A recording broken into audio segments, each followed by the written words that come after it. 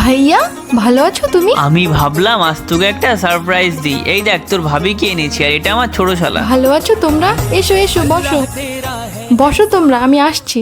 এই নাও ভাবিজি, এই নাও ভাইজান। ভাইয়া, তুমি তো সোডা পছন্দ করো, তাই তোমার জন্য সোডা এনেছি। তাহলে তুই এখনো ভুলে যাসনি যে আমি সোডা খেতে পছন্দ করি? আচ্ছা, জিজু কোথায় গিয়েছে? উনি তো আগের মাসেই প্রবাসে চলে গিয়েছে। জিজু আমাকে একটু সোডা দাও না। আরে আমি তো এটো করে ফেলেছি, খেতে হবে না। ওরকম করছো কেন? একটু দাও না। কি মুশকিল, এটো করে ফেলেছি তো। দেখলে তো কি হলো।